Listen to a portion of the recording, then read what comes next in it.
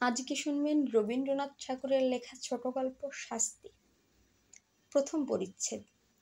দুঃখীরাম রুই এবং ছিদাম রুই দুই ভাই সকালে যখন দা হাতে লইয়া জনখাটিতে বাহির হইল, তখন তাহাদের দুই স্ত্রীর মধ্যে বকাবকি চেঁচামেচি চলিতেছে।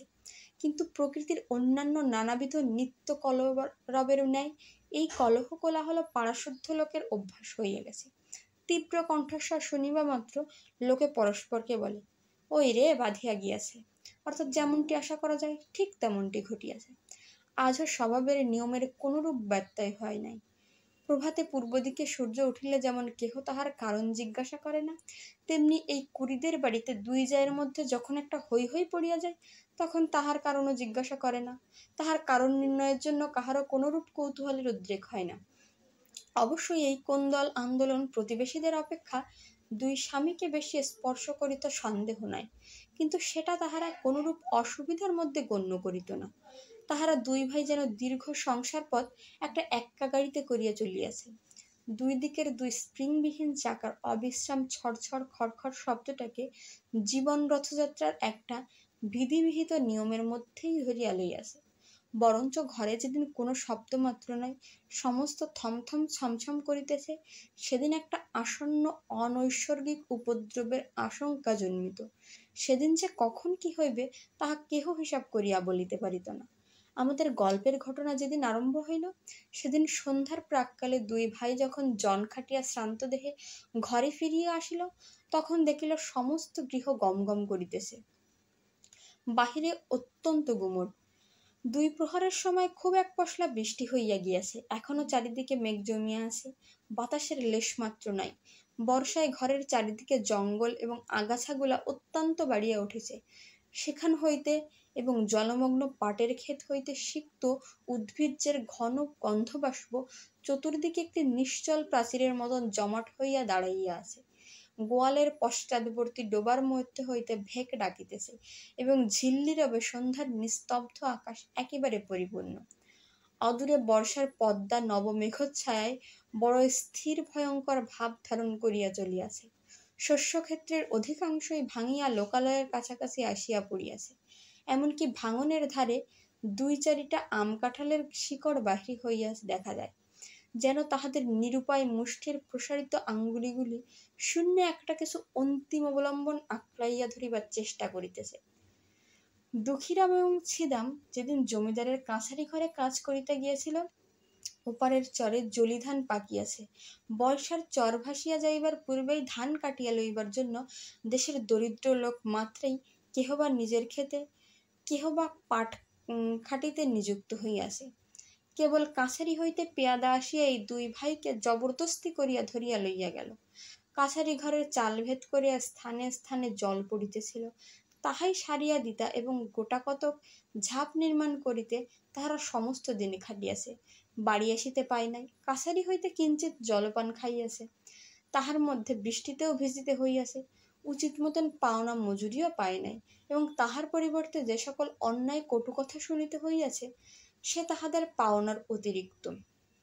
পথের কাদা এবং জল ভাঙিয়া সন্ধ্যাবেলায় বাড়ি ফিরিয়া আসিয়া দুই ভাই দেখিল ছোটদা চন্দরা ভূমিতে অঞ্চল পাতিয়া চুপ করিয়া পড়িয়া আছে।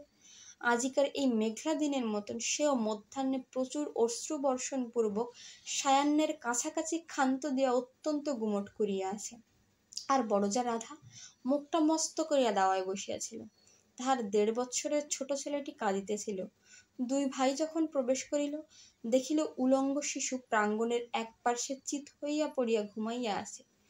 ক্ষুধিত দুঃখীরাম আর কাল বিলম্ব না করিয়া বলিল, ভাত দে।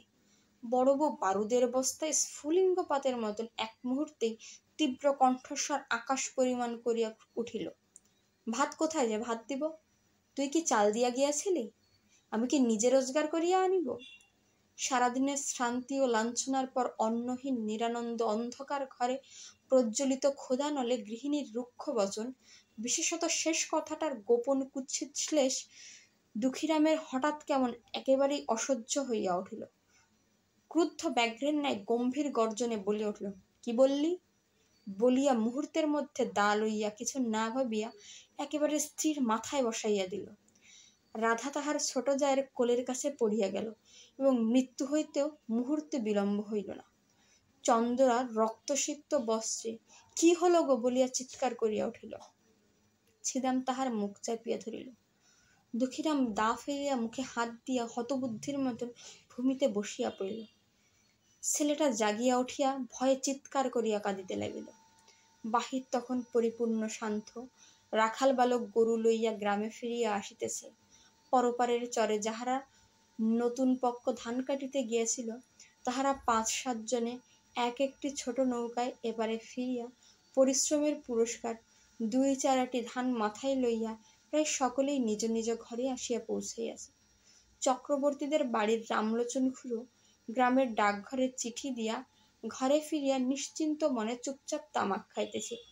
হঠাৎ মনে পড়িল তাহার ফোরকা প্রজ্ঞা দুঃখীর অনেক টাকা খাজনা বাকি, আজ কিয়দংশ শোধ করিবে প্রতিশ্রুত হইয়াছিল। এতক্ষণে তাহারা বাড়ি ফিরিয়াছে। স্থির করিয়া চাদরটা কাঁধে ফেলিয়া ছাতা লইয়া বাহির হইল। কুড়িদের বাড়িতে ঢুকিয়া তাহার গা ছমছম করিয়া উঠিল। দেখিলেন ঘরে প্রদীপ জ্বালা হয় নাই। অন্ধকারের দাওয়ায় ২-৪টা অন্ধকার মূর্তি অস্পষ্ট দেখা যাইতেছে। রহিয়া রহিয়া দাওয়ার এক কোণ হইতে একটা অস্ফুট রোদন উচ্ছ্বসিত হইয়া উঠিতেছে এবং ছেলেটা যত মা মা বলিয়া কাঁদিয়া উঠিতে চেষ্টা করিতেছে, ছিদাম তাহার মুখ চাপিয়া ধরিতেছে। রামলোচন কিছু ভীত হইয়া জিজ্ঞাসা করিল, দুঃখী আছিস নাকি? দুঃখী এতক্ষণ প্রস্তর মূর্তির মতো নিশ্চল হইয়া বসিয়াছিল। তাহার নাম ধরিয়া ডাকিবা মাত্র একেবারে অবোধ বালকের মতন উচ্ছ্বসিত হইয়া কাঁদিয়া উঠিল। ছিদাম তাড়াতাড়ি দাওয়া হইতে অঙ্গনে নামিয়া চক্রবর্তীর নিকটে আসিল। চক্রবর্তীরা জিজ্ঞাসা করিল, মাগিরা বুঝি ঝগড়া করিয়া বসিয়া আছে? আজ তো সমস্ত দিনই চিৎকার শুনিয়াছে। এতক্ষণ ছিদাম কিং কর্তব্য কিছুই ভাবিয়া উঠিতে পারে নাই। নানা অসম্ভব গল্প তাহার মাথায় উঠিতেছিল। আপাতত স্থির করিয়াছিল রাত্রি কিঞ্চিত অধিক হইলে মৃতদেহ কোথাও সারাইয়া ফেলিবে। ইতোমধ্যে যে চক্রবর্তী আসিয়া উপস্থিত হইবে এ মনেও আসে নাই। ফস করিয়া কোনো উত্তর জোগাইল না, বলিয়া ফেলিল, হ্যাঁ, আজ খুব ঝগড়া হইয়া গিয়াছে। চক্রবর্তী দাওয়ার দিকে অগ্রসর হইবার উপক্রম করিয়া বলিল, কিন্তু সেজন্য দুঃখী কাঁদে কেন রে? ছিদাম দেখিল আর রক্ষা হয় নাই। হঠাৎ বলিয়া ফেলিল, ঝগড়া করিয়া ছোট বউ বড় বউয়ের মাথায় এক দায়ের কোপ বসাইয়া দিয়াছে। উপস্থিত বিপদ ছাড়া যে আর কোনো বিপদ থাকিতে পারে একথা সহজে মনে হয় না। ছিদাম তখন ভাবিতেছিল ভীষণ সত্যের হাত হইতে কি করিয়া রক্ষা পাইব। মিথ্যা যে তদপেক্ষা ভীষণ হইতে পারে তাহা তাহার জ্ঞান হইল না। রামলোচনের প্রশ্ন শুনিবা মাত্র তাহার মাথায় তৎক্ষণাৎ একটা উত্তর জোগাইল এবং তৎক্ষণাৎ বলিয়া ফেলিল। রামলোচন চমকিয়া উঠিল, হ্যাঁ, কি বলিস কি? মরে নাই তো? ছিদাম কহিল, মরিয়াছে, বলিয়া চক্রবর্তীর পা জড়াইয়া ধরিল। চক্রবর্তী পালাইবার পথ পায় না। ভাবিল, রাম রাম, সন্ধ্যাবেলায় একই বিপদেই পড়িলাম। আদালতে সাক্ষ্য দিতে দিতেই প্রাণ বাহির হইয়া পড়িবে। ছিদাম কিছুতেই তাহার পা ছাড়িল না। কহিল, দাদা ঠাকুর, এখন আমার বউকে বাঁচাইব কি উপায় করি?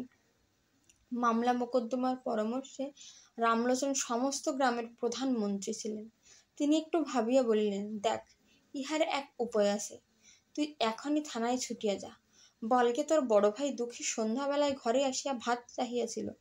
ভাত প্রস্তুত ছিল না বলিয়া স্ত্রীর মাথায় দা বসাইয়াছে। আমি নিশ্চয়ই বলিতেছি, এ কথা বলিলে ছুরিটা বাঁচিয়া যাইবে।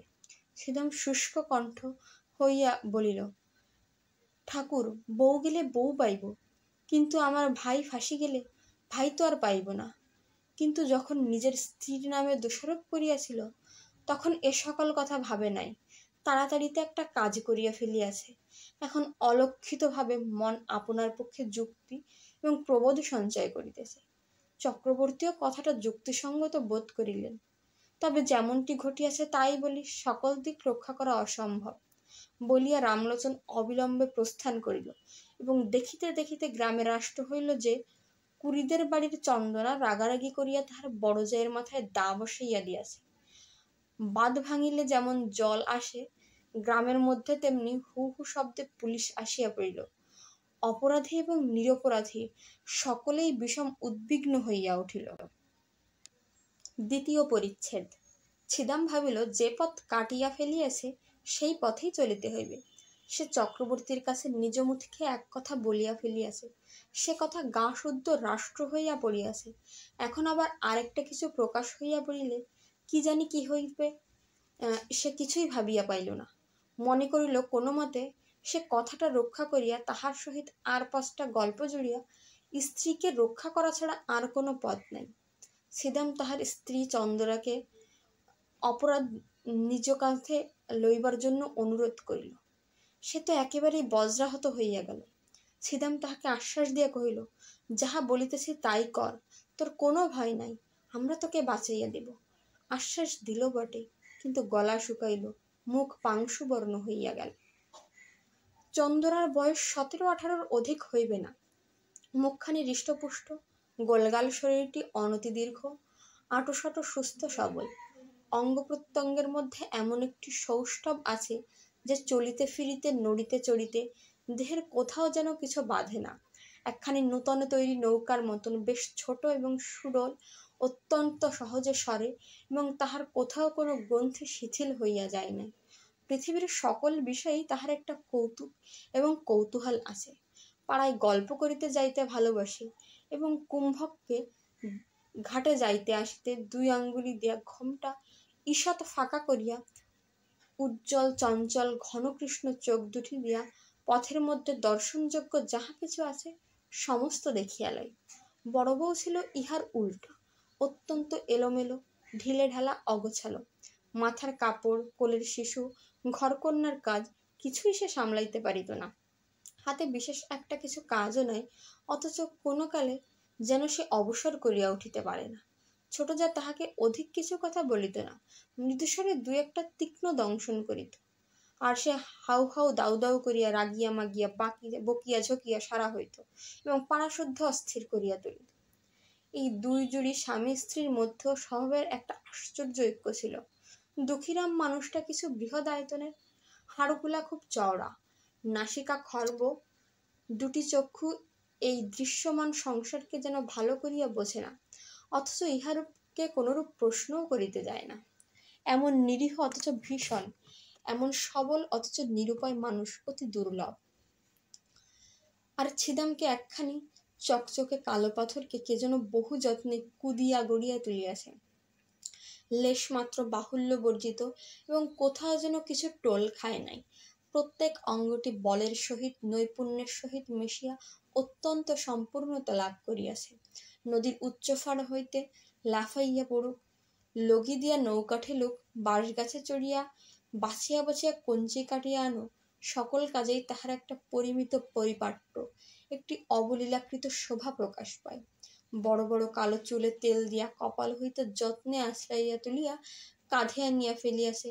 বেশভূষা সাজসজ্জায় বিলক্ষণ একটু যত্ন আছে।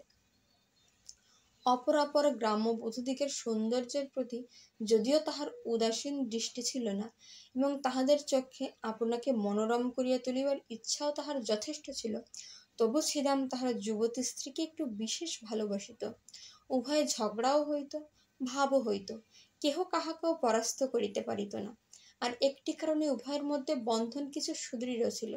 ছিদাম মনে করিত চন্দরা যেরূপ চটুল চঞ্চল প্রকৃতির, স্ত্রীলোক তাহাকে যথেষ্ট বিশ্বাস নাই।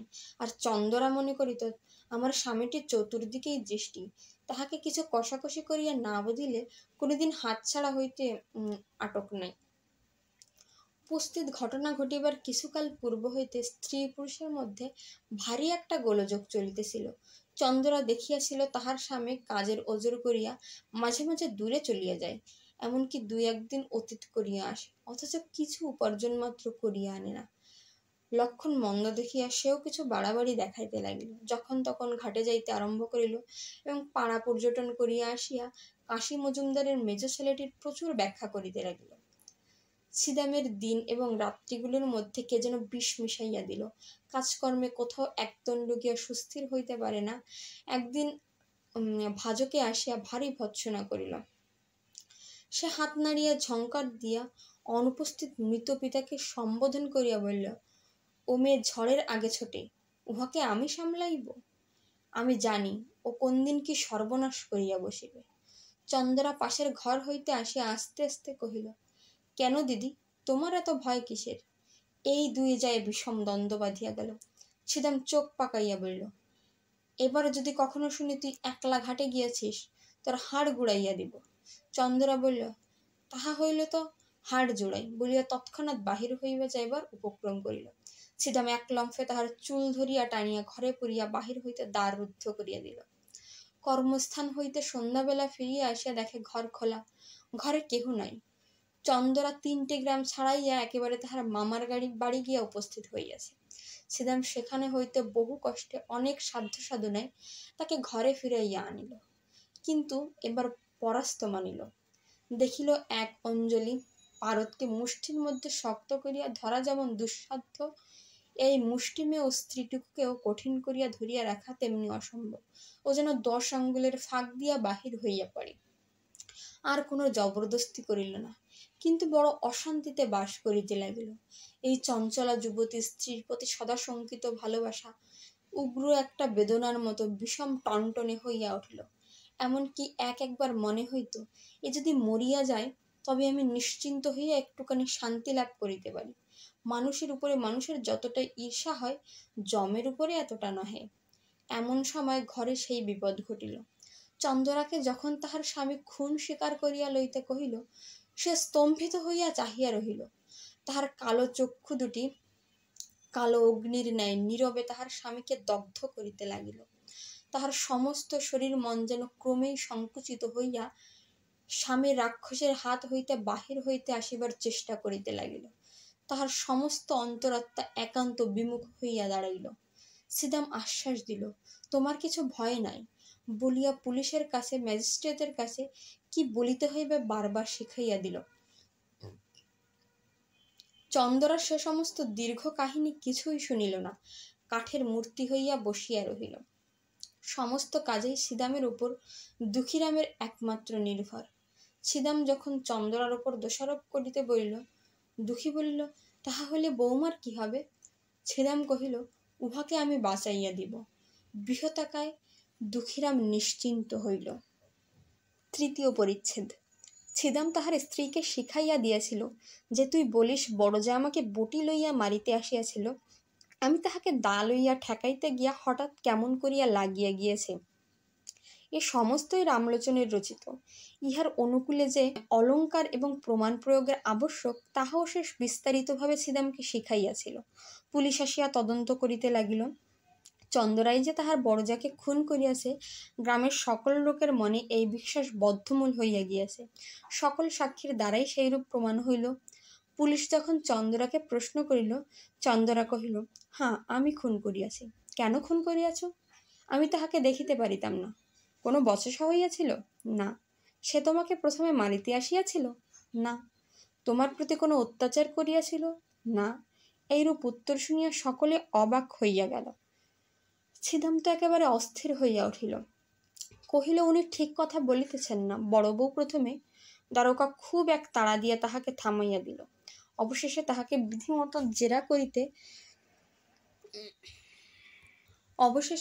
বিধিমতো জেরা করিয়া বারবার সেই একই উত্তর পাইল। বড় বউয়ের দিক হইতে কোনরূপ আক্রমণের কথা চন্দরা কিছুতেই স্বীকার করিল না। এমন একগুঁয়ে মেয়েও তো দেখা যায় না। একেবারে প্রাণপণে ফাঁসি কাষ্ঠের দিকে ঝুঁকিয়াছে, কিছুতেই তাহাকে টানিয়া রাখা যায় না। এ কি নিদারুণ অভিমান! চন্দরা মনে মনে স্বামীকে বলিতেছে, আমি তোমাকে ছাড়িয়া আমার এই নবযৌবন লইয়া ফাঁসি কাষ্ঠকে বরণ করিলাম। আমার ইহজন্মের শেষ বন্ধন তাহার সহিত। বন্দিনী হইয়া চন্দরা একটি নিরীহ ক্ষুদ্র চঞ্চল কৌতুকপ্রিয় গ্রামবধূ, চিরপরিচিত গ্রামের পথ দিয়া, রথতলা দিয়া, হাটের মধ্য দিয়া, ঘাটের প্রান্ত দিয়া, মজুমদারদের বাড়ির সম্মুখ দিয়া, পোস্ট অফিস এবং স্কুল ঘরের পার্শ্ব দিয়া, সমস্ত পরিচিত লোকের চক্ষের উপর দিয়া কলঙ্কের ছাপ লইয়া চিরকালের মতন গৃহ ছাড়িয়া চলিয়া গেল।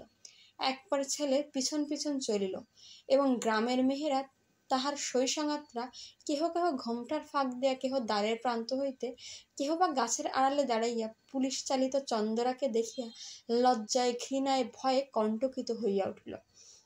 ডেপুটি ম্যাজিস্ট্রেটের কাছেও চন্দরা দোষ স্বীকার করিল, এবং খুনের সময় বড়বউ যে তাহার প্রতি কোনরূপ অত্যাচার করিয়াছিল তাহা প্রকাশ হইল না। কিন্তু সেদিন ছিদাম সাক্ষ্যস্থলে আসিয়া একেবারে কাঁদিয়া কাঁদিয়া জোড়হস্তে কহিল, দোহাই হুজুর, আমার স্ত্রী কোনো দোষ করেনি। হাকিম ধমক দিয়া তাহার উচ্ছ্বাস নিবারণ করিয়া তাহাকে প্রশ্ন করিতে লাগিলেন, সে এসে একে একে সত্য ঘটনা প্রকাশ করিল। হাকিম তাহার কথা বিশ্বাস করিলেন না, কারণ প্রধান বিশ্বস্ত ভদ্র সাক্ষী রামলোচন কহিল, খুনের অনতিবিলম্বেই আমি ঘটনাস্থলে উপস্থিত হইয়াছিলাম। সাক্ষী ছিদাম আমার নিকট সমস্ত স্বীকার করিয়া আমার পা জড়াইয়া ধরিয়া কহিল, বউকে কি করিয়া উদ্ধার করিয়া আমাকে যুক্তি দিন। আমি ভালো মন্দ কিছুই বলিলাম না। সাক্ষী আমাকে বলিল, আমি যদি বলি আমার বড় ভাই ভাত চাহিয়া ভাত পাই নাই বলে রাগের মাথায় স্ত্রীকে মারিয়াছে, তাহা হইলে কি সে রক্ষা পাইবে? আমি কহিলাম, খবরদার হারামজাদা, আদালতে এক বর্ণও মিথ্যা বলিস না, এত বড় মহাপাপার নাই, ইত্যাদি। রামলোচন প্রথমে চন্দ্রাকে রক্ষা করিবার উদ্দেশ্যে অনেকগুলো গল্প বানাইয়া তুলিয়াছিল, কিন্তু যখন দেখিল চন্দ্রা নিজে বাঁকিয়া দাঁড়াইয়াছে, তখন ভাবিল, ওরে বাপরে, শেষকালে কি মিথ্যা সাক্ষ্যের দায়ে পড়িব? যেটুকু জানে সেটুকু বলা ভালো, এই মনে করিয়া রামলোচন যাহা জানে তাহাই বলিল, বরঞ্চ তাহার চেয়ে কিছু বেশি বলিতে ছাড়িল না। ডেপুটি ম্যাজিস্ট্রেটের সেশন চালান দিলেন। ইতিমধ্যে চাষবাস, হাটবাজার, হাসি কান্না, পৃথিবীর সমস্ত কাজ চলিতে লাগিল, এবং পূর্ব বৎসরের মতো নবীন ধান্যক্ষেত্রে শ্রাবণের অবিরল বৃষ্টিধারা বর্ষিত হইতে লাগিল। পুলিশ আসামি এবং সাক্ষী লইয়া আদালতে হাজির। সম্মুখবর্তী মুন্সিফের কোর্টে বিস্তর লোক নিজ নিজ মোকদ্দমার অপেক্ষায় বসিয়া আছে। রন্ধনশালার পশ্চাৎবর্তী একটি ডোবার অংশ বিভাগ লইয়া কলিকাতা হইতে এক উকিল আসিয়াছে, এবং তদুপলক্ষে বাদীর পক্ষে ৩৯ জন সাক্ষী উপস্থিত আছে। কত শত লোক আপন আপন কড়াগান্ডা হিসাবের চুলচেরা মীমাংসা করিবার জন্য ব্যগ্র হইয়া আসিয়াছে। জগতে আপাতত তদপেক্ষা গুরুতর আর কিছুই উপস্থিত নাই, এইরূপ তাহাদের ধারণা। ছিদাম বাতায়ন হইতে এই অত্যন্ত বস্তু সমস্ত প্রতিদিনের পৃথিবীর দিকে একদৃষ্টে চাহিয়া আছে। সমস্তই স্বপ্নের মতন বোধ হইতেছে। কম্পাউন্ডারের বৃহৎ বটগাছ হইতে একটি কোকিল ডাকিতেছে। তাহাদের কোনরূপ আইন নাই, আদালত নাই। চন্দ্রা জজের কাছে কহিল, ওগো সাহেব, এক কথা আর কতবার করিয়া বলিব? জজ সাহেব তাহাকে বুঝাইয়া বলিলেন, তুমি যে অপরাধ স্বীকার করিতেছ তাহার শাস্তি কি জানা? চন্দ্রা কহিল, না। জজ সাহেব বললেন, তাহার শাস্তি ফাঁসি। চন্দ্রা কহিল, ওগো, তোমার পায়ে পড়ি, তাই দাও না, তোমাদের যাহা খুশি করো, আমার তো আর সহ্য হয় না। তখন ছিদামকে আদালত উপস্থিত করিল। চন্দ্রা মুখ ফিরাইল। জজ কহিলেন, সাক্ষীর দিকে চাহিয়া বলো, এ তোমার কে হয়? চন্দ্রা দুই হাতে মুখ ঢাকিয়া কহিল, ও আমার স্বামী হয়। প্রশ্ন হইল, ও তোমাকে ভালোবাসে না? উত্তর, ভারী ভালোবাসে। প্রশ্ন, তুমি উহাকে ভালোবাসো না? উত্তর, খুব ভালোবাসি। ছিদামকে যখন প্রশ্ন হইল, ছিদাম কহিল, আমি খুন করিয়াছি। প্রশ্ন, কেন? ছিদাম, ভাত চাহিয়াছিলাম, বড়বউ ভাত দেয় নাই। দুঃখীরাম সাক্ষ্য দিতে আসিয়া মূর্ছিত হইয়া পড়িল। মূর্ছা ভঙ্গের পর উত্তর করিল, সাহেব, খুন আমি করিয়াছি। কেন? ভাত চাহিয়াছিলাম, ভাত দেয় নাই।